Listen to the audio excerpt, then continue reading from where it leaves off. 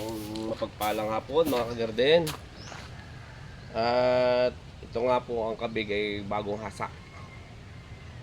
Yan, napaka ano nito, tawag dito matalim, kaya delikado. Isang araw ay ako'y nasugatan. Tumama ako doon sa talim. Ngayon lalo na ngayon dahil bagong hasa. Ang gagawin ko po ngayon ay puputulin ko itong chiko at nasisira yung bubong.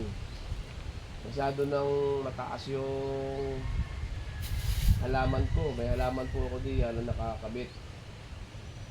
Ay isa pa ay nasisira yung bubong. Kaya akin pong puputulin. At pwede ko rin kabitan niya ng orchids. At medyo tinanghali po ako, gawa ng puyat sa trabaho. Kaya tulog muna ako ng isang oras. Medyo maganda-ganda yung panahon. Sana tuloy-tuloy na ito, pero malakas pa rin daw po ito sa dagat. Kaya kawawa din naman yung mga mangingisda. Sana ay ngayong mga February ng katapusan ay makapangisda na sila. At tara po, aking simula na itong puputol ito. At si Bok po ay naglilinis, kaya hindi ko makakasama. Mamaya po ay makakasama ko na siya. Tara na po.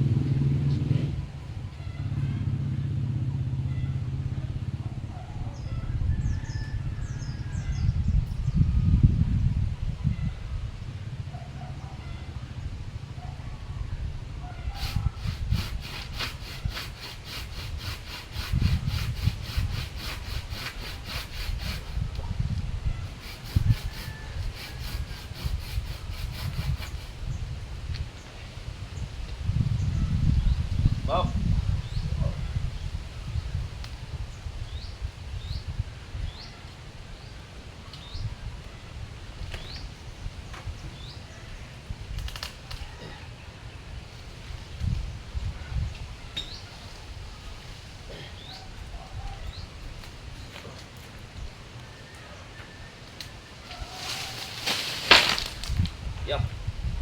Naglag na ito. Ano? Ayos na natin. Bigat pala yan. Hindi ko tayo buhay ito. Teka. Ah! Yeah. Magagano ito. Salamat ito lang natin. Ayun.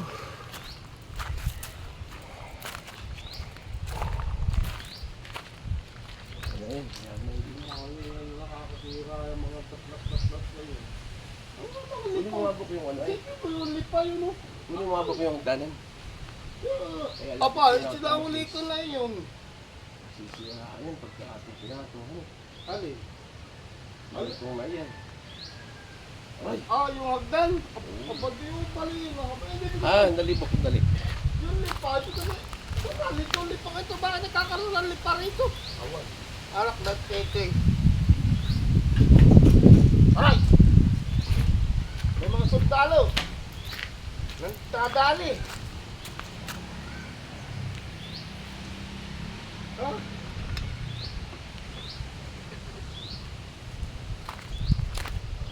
Ibig sabihin, lipa oh. Kasi hindi yan ano eh. Ako'y takadiyan. Aba. Nakadubog. Sobrang bigat. Nakawakan ko. Hindi. Tira, kumapit ka na. Ay.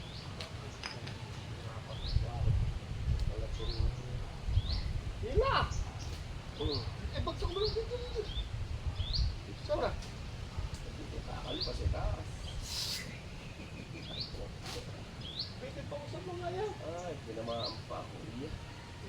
May bago na lang. Ayan, sila. Yan. Kahit pala maliit kayo nakakalit pa rin. Oo naman, may suka ka diyan, bro. Tinamaan ako dito.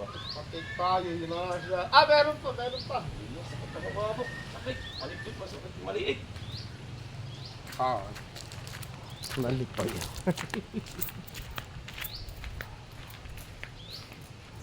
Dali, sakit. Lit na lit, grabe mong katama. Kasi kung tinignan, yun pala may labanubo pa dyan. Bastard kayo lipa yan.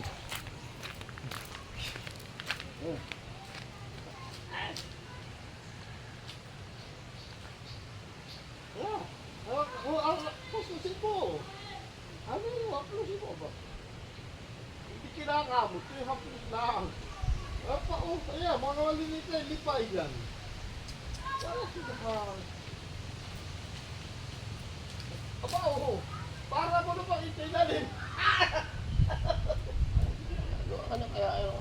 Bakit nakadiyan? Kukunin mo nga yung kutsilyo. Yung cutter. Ano, di na ito. Teka. Mario,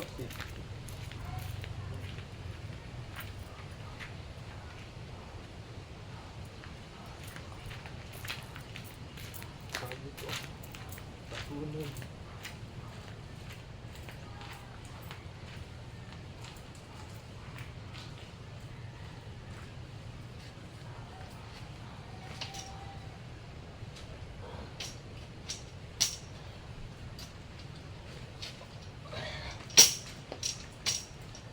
Abay, dapat kayo bubunuti, kakateri. Di nanubo pa rin yung puno niya, di yan. Pagkakateri ka ako, di nanubo rin yung puno niya, di yan. Ano kaya yung bako na lang? Abot na siguro eh. Siguro. Ay, lulubog din yun. At least hindi mag-ano ano. Ay! Kala ko lipan.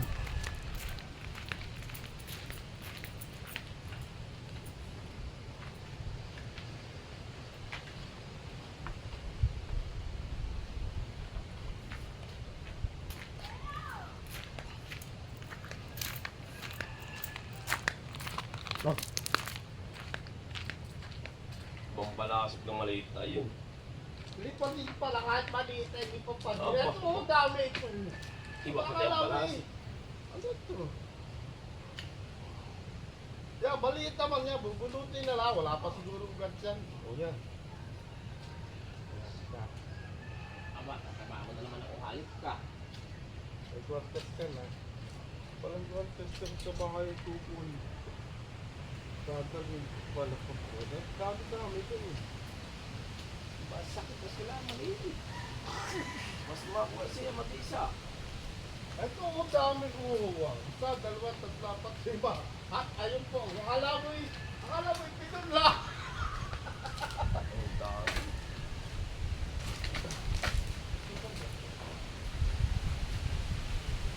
Yan.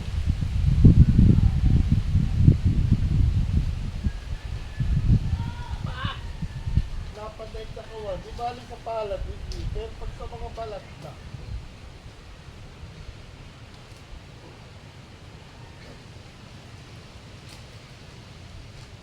Oo, dami din sa kulong nagpapaw. Ano kaya yun? Papatay na naman yan, mapupunga yun. Nabunga kaya at may punta pa no? Iwasin mo Ano naman. pati DNA talaga, kaya ganyan yun eh. Hindi gawa ng pusa. Ano eh? Kaya hindi ko rin sinuningay lagi dito yung katabang. Baka di, sinait ko na rin.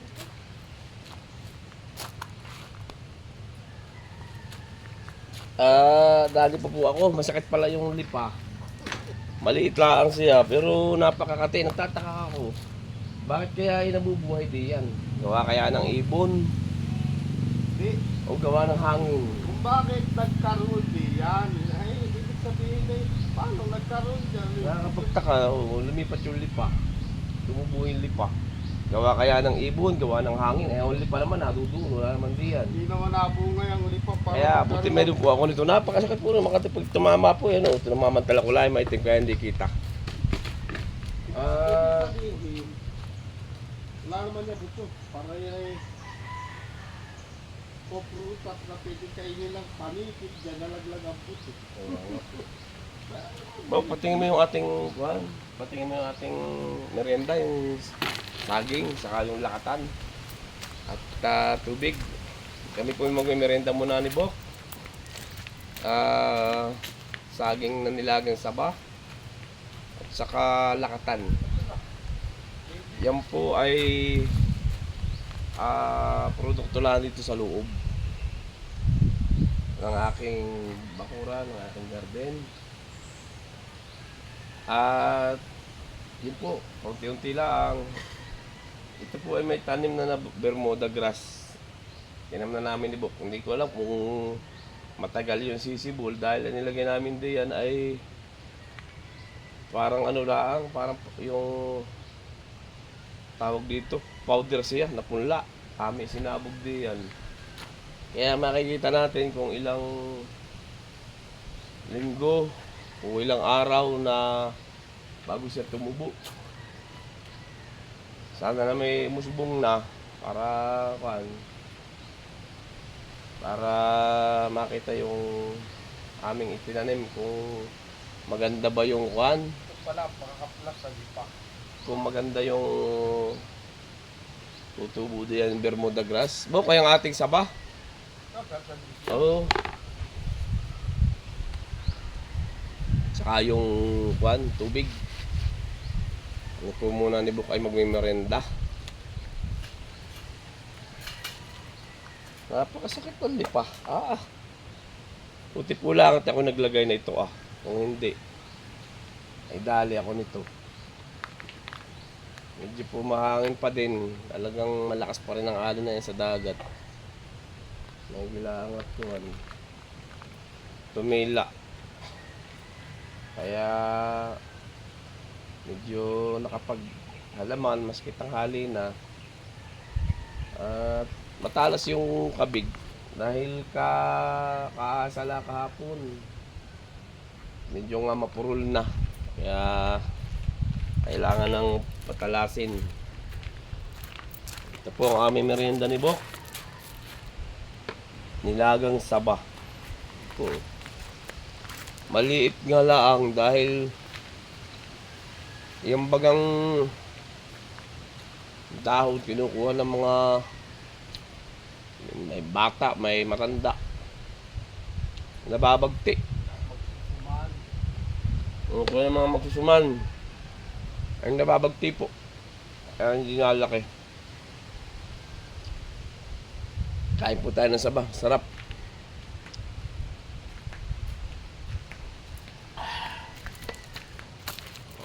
Meron pa si Bukwan, no? Bungulan. Bungulan pala ito. Kain po tayo ng pungulan. Ito ay inarbis ni Bok ng isang araw. Naniba yan. Gawa ng pag hindi mo aagapan, Kinakain ng ibon. ayun, kinakain din ng ibon. Isa pa yun. Muli po, maraming salamat sa inyong panonood. Garden Enan. Kami po yung nagpapasalamat. Buong puso nagpapasalamat ni Bok. Taos pusong pasasalamat. Halika, Bok. Taos puso po kami nagpapasalamat ni Bok sa inyong wala sawang panonood ng aming pagbablog. Garden Enan. Asahan niyo po na marami pa kami gagawin ni Bok dito na pagde-develop po tayo lang. Dahil sabi ko nga po, wala naman kaming sapat na panahon. Kung makikita niyo yung gawa ni Bok yan, inisa-isa niya yan. Yan ang galing doon sa loob. At muli po, ay ingat po tayo lagi sa ating pang-araw-araw na buhay. Baunin po natin lagi ang mga salita ng Panginoon na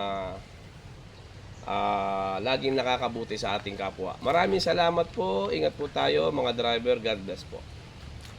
Papakain ko sa tandang.